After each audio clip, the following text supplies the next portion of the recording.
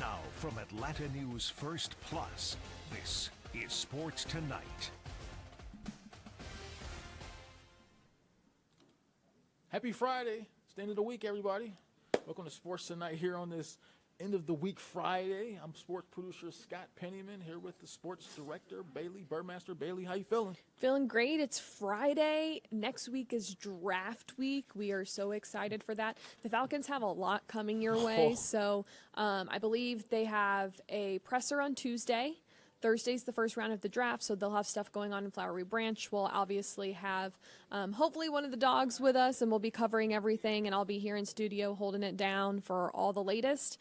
And then Friday, you have round 2 and 3, another late night, more coming from the Falcons. We'll also possibly get to hear from the first round draft pick that Friday, so that's a big plus. And then Saturday is all the rounds left, which is just a lot of days from a lot of guys you probably haven't heard of, but some of them sometimes end up having good stories. Yeah, it's kind of funny you just mentioned that Falcons first round pick, because obviously this time of year we go through all the mock drafts, and that's part of the fun of draft time, right? Is just to go through all these mocks and see what different experts think, different former general managers think, and what they. So this is one of the more interesting ones I've seen in the last couple of weeks. Normally it has the Falcons taking a defensive guy. I think the most popular name has been Dallas Turner, the pass rusher from the University of Alabama. Well, check this one out, all right? CBS Sports right. This is Chris Trapasso. Okay. Now, we've had him as a guest before on some of our shows in the past. So Chris Trapasso thinks that the Falcons, with the number 8 overall pick, is going to go after Michael Penix Jr., the quarterback from Washington, to basically, I guess, sit and learn for a year or so behind Kirk Cousins. That's an interesting theory, and I'll bring this up why, because you covered the Packers, right? Yep. So it seems like the Green Bay Packers are kind of famous for this, right? I mean, what they'll do before they need a quarterback, it worked for Aaron Rodgers, and it seems like it's worked for Jordan Love too, where they'll draft a quarterback a couple years before they really need him, storm back there, let him learn behind a veteran guy, and then a few years later, let him take over. I mean, for me, I don't mind that too much. No, and I think it's General Manager Brian Gutekunst's theory when it comes to drafting is draft what you want, not when you need it. Right. But obviously that has ripple effects too. You saw what drafting Jordan Love did to the relationship with the Packers and Aaron Rodgers. They were right though. No, they were. But there's things like that. But I don't think Kirk Cousins would ever be that type of person. I genuinely think that it wouldn't surprise me if the Falcons got a quarterback. I just think it totally depends on what Zach Robinson wants in a quarterback and what Raheem Morris wants in a quarterback, and who they see fitting that into that room. So if there's a guy that they want at quarterback, I think they'll take him, but also I wouldn't be surprised if they didn't, if it ends up falling a different way or whatnot. I think what's more realistic in this case, if they really want Penix in the first round and they don't think he's going to be there in the second round, I think what's realistic is that maybe they trade back from that number 8 overall pick a little bit, maybe pick up some picks later in the draft, maybe move a little further back in that first round with someone, and then maybe take Michael Penix, maybe with a draft pick in the late teens, early 20s, while all in the same process picking up draft picks for later in the draft. But of course, it's all speculation because we don't really know. But I think that's one of the fun things. That's one of the fun dynamics about the NFL draft is that you never know what's going to happen as far as draft picks. You never know what's going to happen as far as trades. But I think there's a lot of worse ways the Falcons could go. I mean, look. There is no position in professional sports, definitely in football, more important than the quarterback position.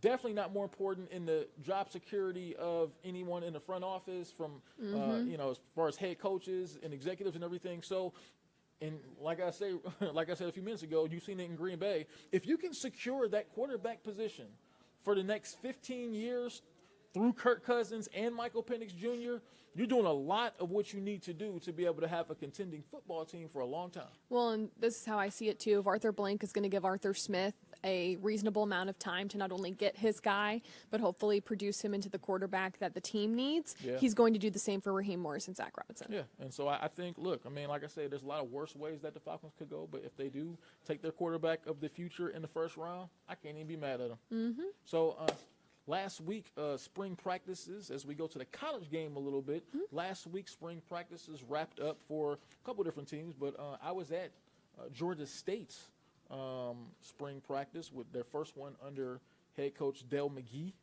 I like what I saw.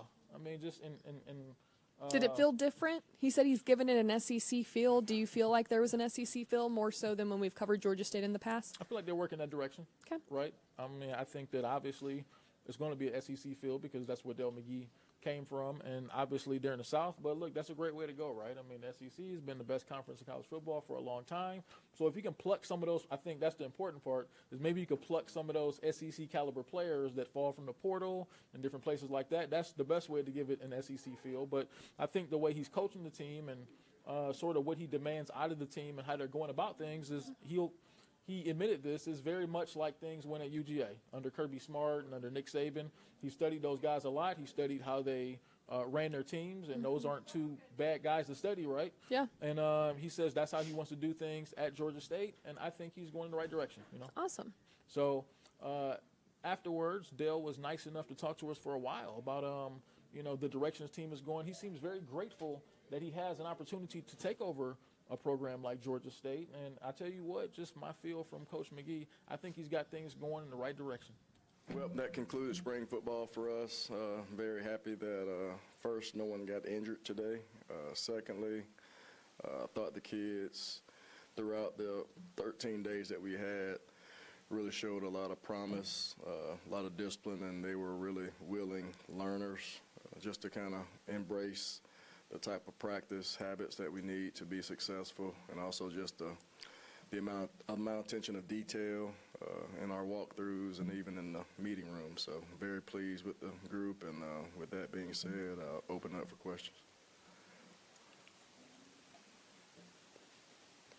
With this year being your first year as head coach and non-position coach, what did it feel like being on the field, having to focus on everything and not just the running backs?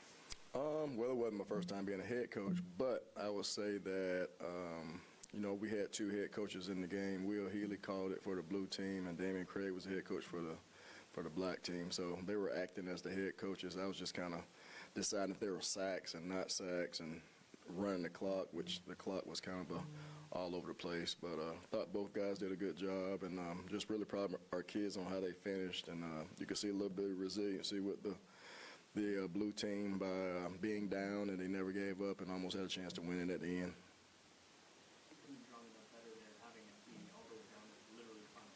Yeah, I was hoping for that. So it was that was going to be a decision whether we made the extra point or not. So I was going to have to make a decision. Was I going to give the team both victory meals or both teams losing meals? So I'm glad it kind of turned out the way it did, but it would have been a decision to be made if we didn't make the extra point.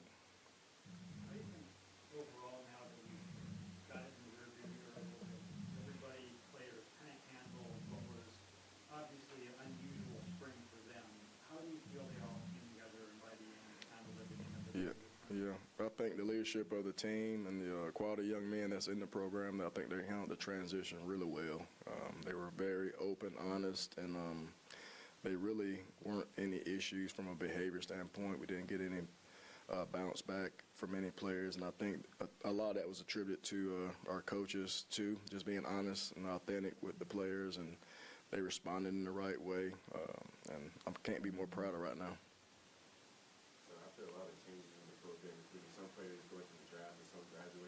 Who are some guys that maybe didn't get a lot of media coverage last season that fans feel with that witness? I can't say who yet. We're still in that process of evaluating our players, and of course the transfer portal window opens on Tuesday, so we got to kind of wait and see what things and what changes are going to occur. We're really going to embrace that and attack it in the right manner and try to make sure we make the best decisions for Georgia State football to be successful.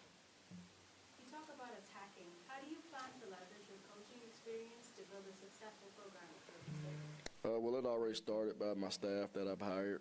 We got quality coordinators with Coach Chaney and Coach Scherer.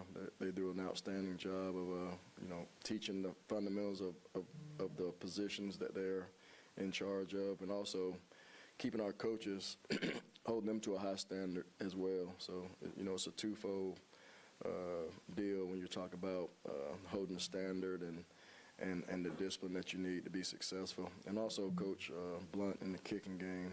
So I feel like we got an outstanding coaching staff with a lot of experience, but also we got some youthfulness as well that kind of helps in the recruiting process. And I'm just very happy with the staff that we've acquired. You mentioned recruiting. How impactful was today in that beginning process of developing relationships within the state of Georgia and just having some of these players who probably never been on campus before now getting their first look at Georgia State? Well, actually, we had a great turnout for spring football with the prospects. So it was, 100 plus kids almost every day we practiced. So that was it was a lot of returnees that came back, but also I've had relationships in the state of Georgia. So you could kind of see that today with the coaches and all the kids that came out to the spring game, and it was wonderful to see those guys here. And I hadn't had a chance to shake everyone's hand. I tried to do that, and can't be more appreciative of the high school coaches that showed up today. It means a lot. We got brotherhood because I'm an ex-high school coach, and when I win, they feel like they win, and we're supporting one another. Following along that line, the guys who are obviously two different expectations about him on, was it important for you to bring on a Georgia high school head coach on your staff and have someone with those type of relationships? Was just in that job? Yes, he was a target from day one. When I actually interviewed, I kind of brought that name up in the interview process, and he had no clue that I was targeting him, but it worked out well, and John is very well respected. He does an outstanding job of raising young teenagers to men. You could see his success as a high school coach. He's been a winner on all levels, and you want to bring winners into the program, and that's why with even the other coaches on our staff, you can kind of see we got a really SEC mindset and a lot of coaches that are used to winning. So that's what it takes.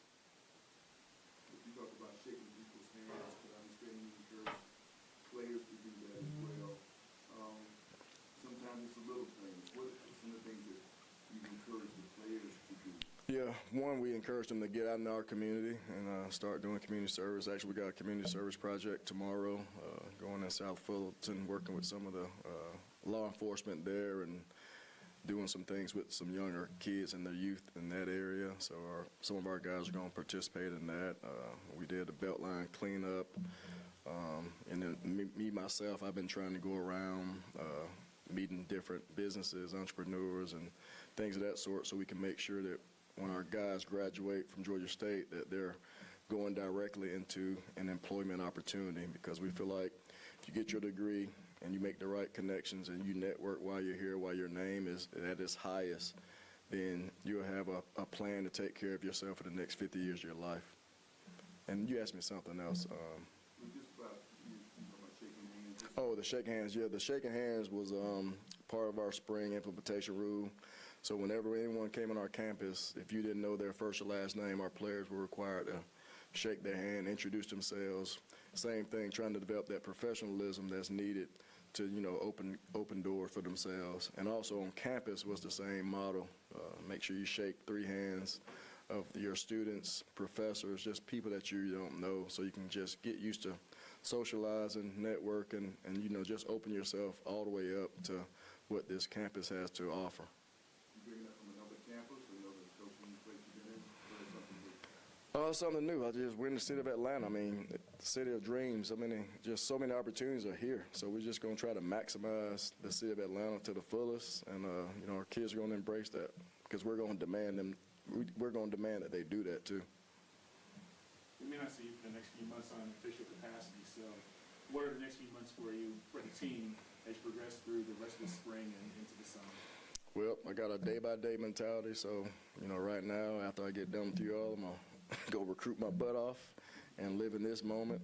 We got some former players that I'm going to meet with tonight as well, along with our president and AD, trying to make sure we're all on the same page, moving in the right direction.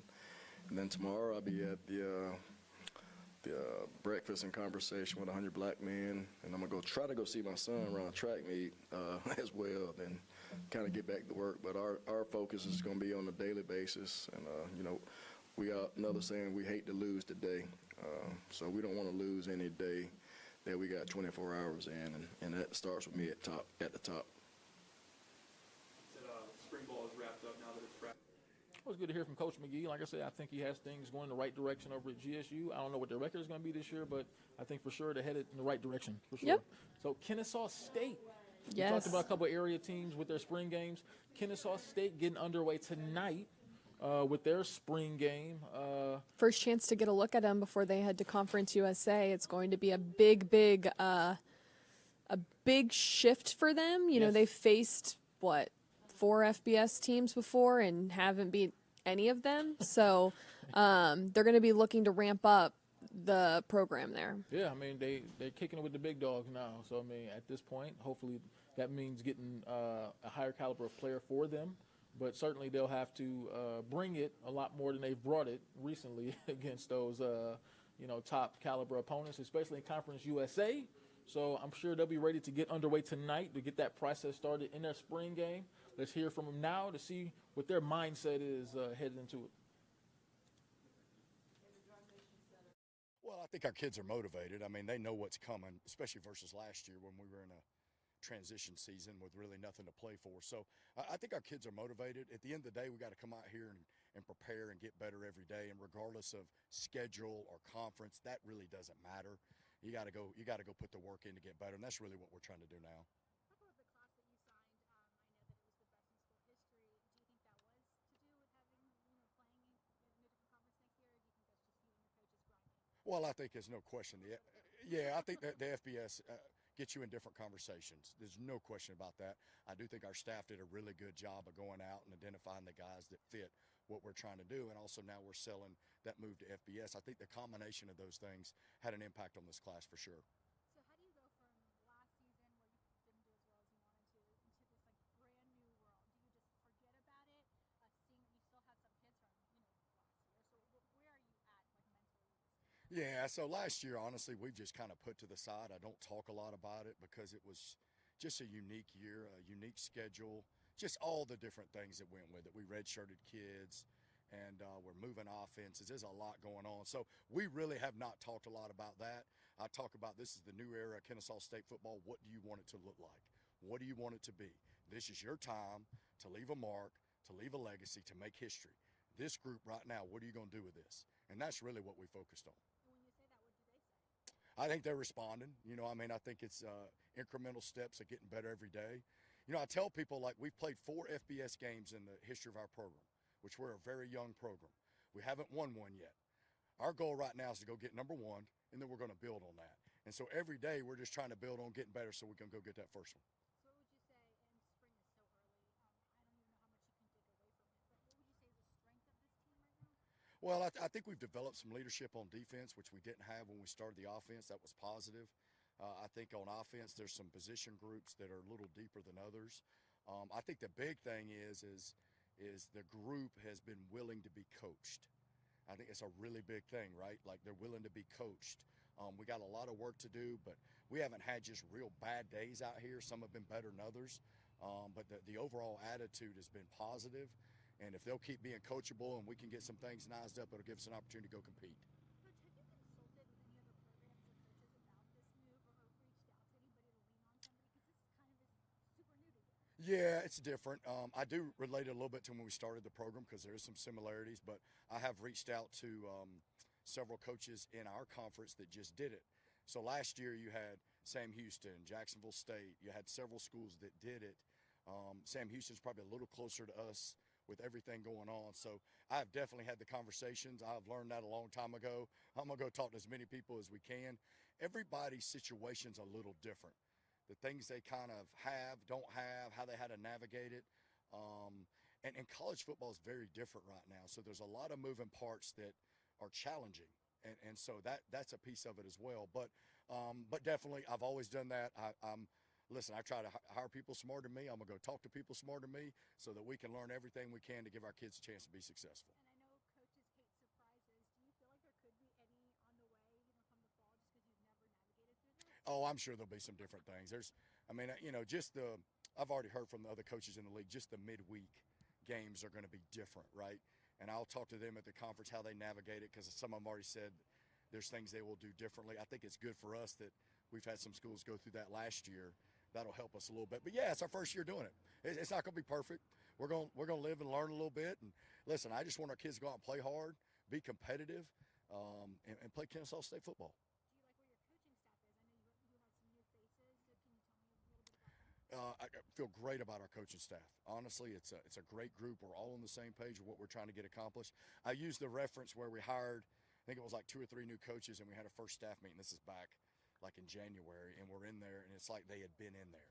It wasn't like it was their first day in there, and I think that's a sign of kind of being on the same page. So I'm excited about our staff. And what about you? I mean, I feel like you've been here forever. You've done so many great things here.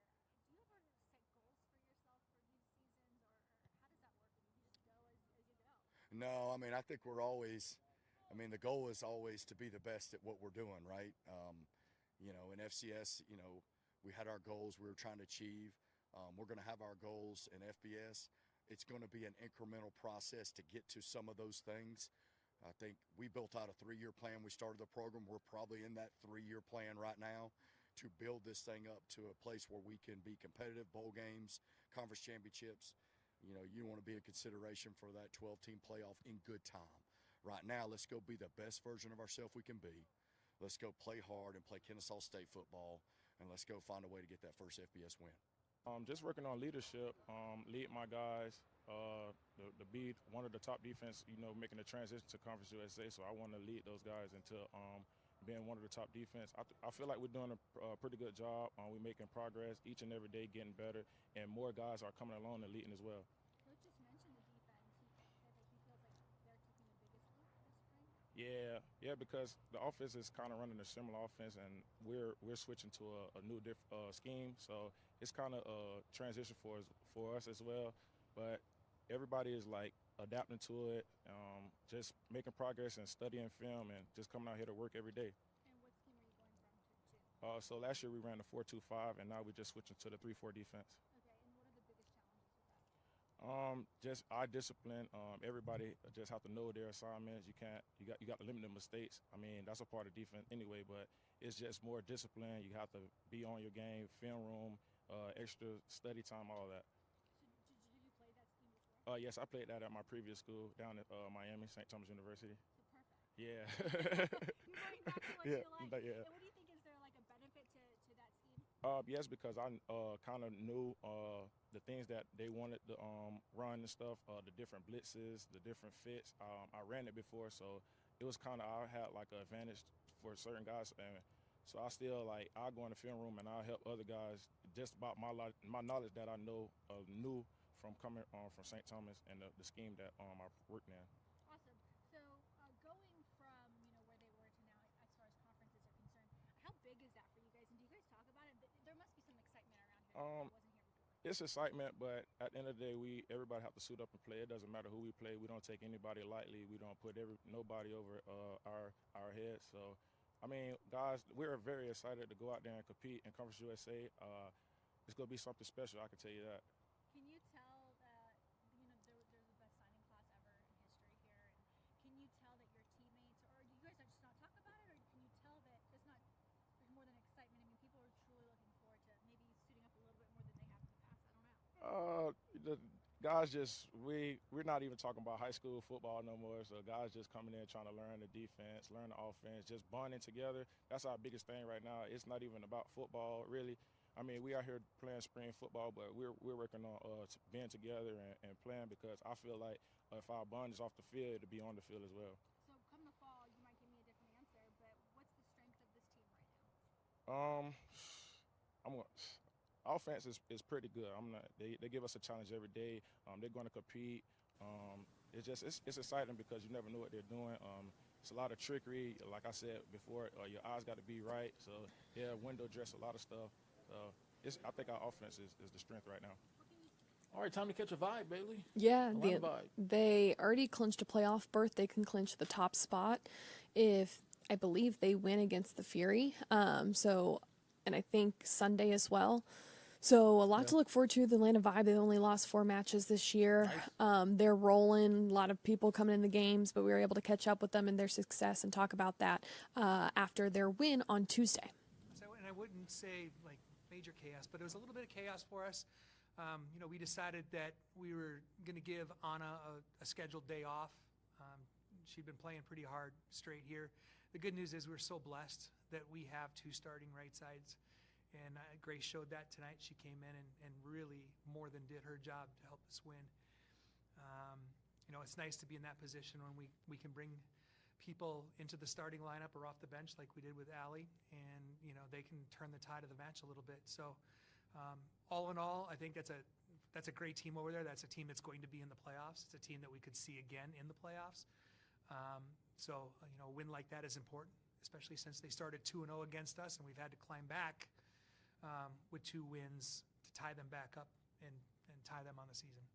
So all in all, you know, we responded. It wasn't our best match, but you know what? You have to know you can go in and win those matches. You have to know that you can go in and be confident even when things aren't going perfectly. And things didn't go perfectly, and that's okay, because we still have time in the regular season to get better at the things that don't go okay and respond appropriately, which we did tonight. Well, you know, every match has been that way in one way or another. Even the 3-0 sweeps, we played well in those, but we still had to solve a lot of problems to put ourselves in a position to go 3-0. Some of those were close matches, even though it was a 3-0 ending. But this team is constantly solving problems. They're solving problems in practice. We give them opportunities to solve problems. We give them opportunities to have direction of the team and what we're going to do. That's a problem that they have to solve. They have no problem solving problems. That's something that is one of the strengths of this entire roster, is that they go out there and they solve whatever's in front of them. Kind of just going off what you said, we get along really well outside of the court and outside of volleyball. You know, we're a team with similar ages too, which I think is kind of helpful. We're all going through similar stages of life, and we really do just enjoy making practice fun, making games fun. We have so many personalities on the team, and we do challenge each other. It's not like it's all, you know, fun and games, but there's so much respect there, and I think that's kind of what's attributed to that success. I think a cool thing about our team, which might not be known, is a lot of us have played together before. I mean, the majority of our team I've played with either in college or professionally, or like even Morgan Hintz I played against in high school. So I think that's like the beauty of our team, of like, we kind of, with Todd's permission, we're kind of like, hey, we kind of want to play with this person. Like, can we bring her in? And it was a lot of us building a group of people that we loved playing with over the years. And I think there's such a respect for everybody's job. And I think that's what makes teams great, is everybody knows their role and everybody knows how to play their role, and they know that when they do their role, it helps the entire team.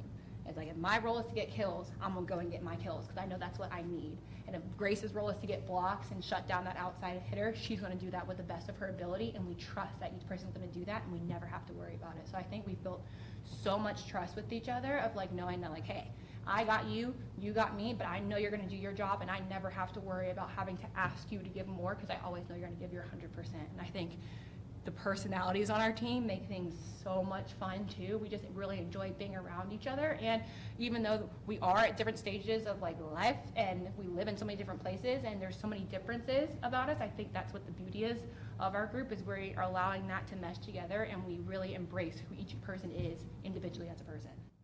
You know, Leah won Athletes Unlimited this year, which is kind of like a Ryder Cup and how it scores points, and at the end of the year, whoever has the most points actually wins the league, and Leah won the league this year. But she did one thing that was really unique that I've never seen in any kind of style like that, is she went out and she picked the people that she meshed the best with. Not necessarily the best people, but the people that she played best with. And that's who she went out and she got week after week. When we started assembling this team, Leah was the very first one to commit to this group. And we kind of followed that same roadmap, because we feel like you don't have to be the tallest or the most athletic or the most skilled. However, if you have the best chemistry, you have a great shot at being consistent night in and night out. All right, Bailey, as we head into the weekend here, what's on your mind? Yeah, the Texas Rangers are in town, the world champions. Big game tonight, game 1. Chris Sale going against Andrew Heaney. I tell you what's on my mind. I'm excited about NFL draft.